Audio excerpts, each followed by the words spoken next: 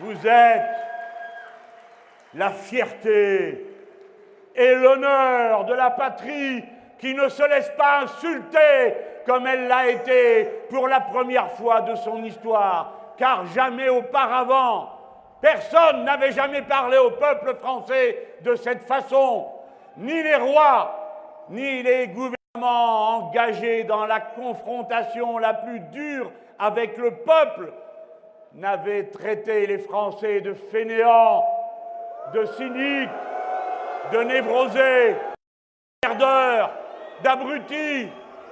Personne ne nous a jamais parlé sur ce ton.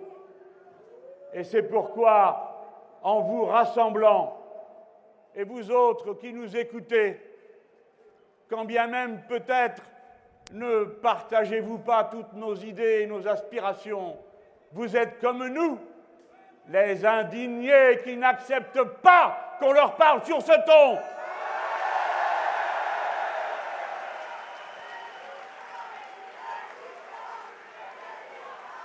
On a depuis appris que la démocratie, ça ne serait pas la rue.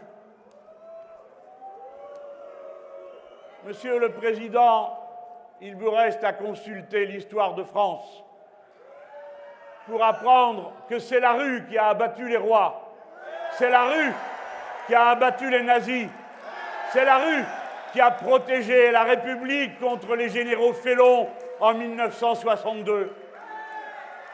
C'est la rue qui a obtenu la reconnaissance du droit de créer des sections syndicales, qui a obtenu la 4e semaine de congés payés et 30% d'augmentation du SMIC en 1968.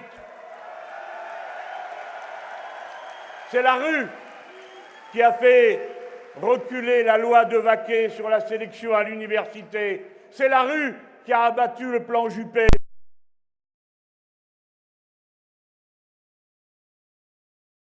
L'investissement qu'on nous a ramené aujourd'hui par la fenêtre.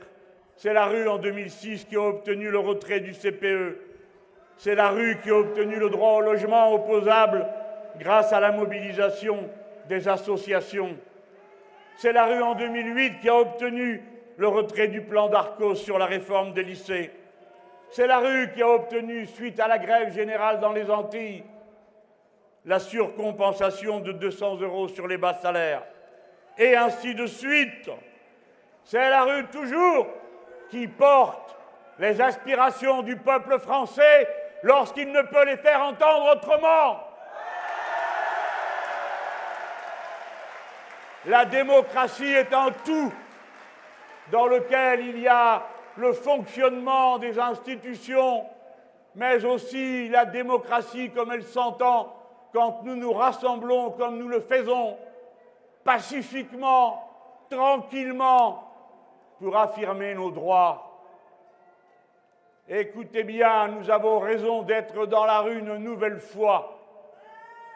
Nous adressons dans ce jour un salut fraternel à tous les syndicalistes qui ont ouvert notre chemin et qui, le 12 septembre, le 21, demain lundi et ensuite le 28 septembre pour les retraités, vont continuer ces efforts qui les obligent à perdre une journée de salaire dans ce mois de septembre où arrivent à la fois les impôts locaux, les frais de la rentrée scolaire, le tiers provisionnel. Ah, quel courage à ce peuple d'entrer dans l'action comme il le fait. Si on peut dire un mot sur le contrat de chantier, c'est un contrat quand même qui existe depuis les années 70, notamment dans le secteur du BTP. Ça existe aussi dans les secteurs des sociétés d'études, mais notamment dans le BTP. Qu'est-ce qui se passe avec ce contrat? C'est un contrat ultra précaire. Maintenant, avec les ordonnances, Macron veut l'imposer à l'ensemble des salariés.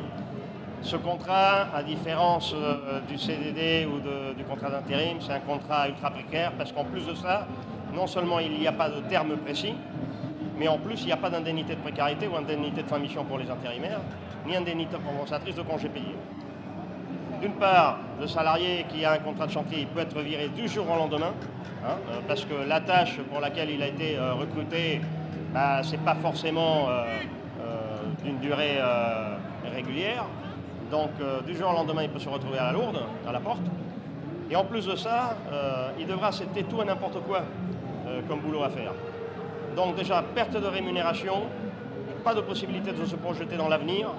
Et c'est ça qui est extrêmement dangereux. C'est un contrat qui nous ramène en fait au 19e siècle, un contrat de gré à gré, tel que le veut le MEDEF depuis des années.